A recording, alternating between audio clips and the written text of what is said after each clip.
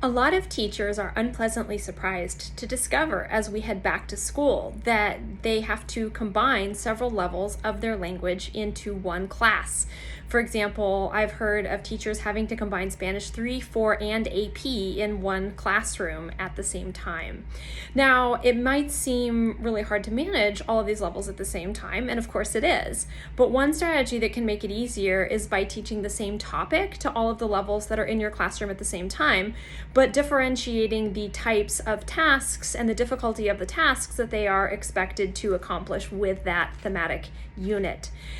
For example, if the students have had some more background in the language than others, it's easier to get them to go one step beyond and do a little bit more difficult proficiency-wise, going up the scale with the same information. But you don't have to teach 3 different topics at the same time from 3 different chapters of the book.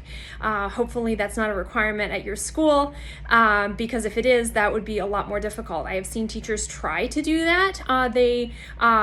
I saw a teacher do it one time in an online class, and it was very challenging because they were having all of the students discuss the topic that the Spanish 2s were doing, then dismiss those, and then had all the students remaining discuss the topics the Spanish 3s were doing, and so on. And so it was very difficult, and all the students didn't have as much opportunity with the language. But if you are able to do one topic for all of the students and just vary the difficulty of the work, then it's a little bit more of an opportunity for some of the students to get to review some of the earlier levels, but with the new thematic content, as well as incorporate some of the more difficult grammar and topics that they're going to need, especially for AP. I hope that helps you, and I hope this situation doesn't occur to you, but if it does, I hope you're prepared.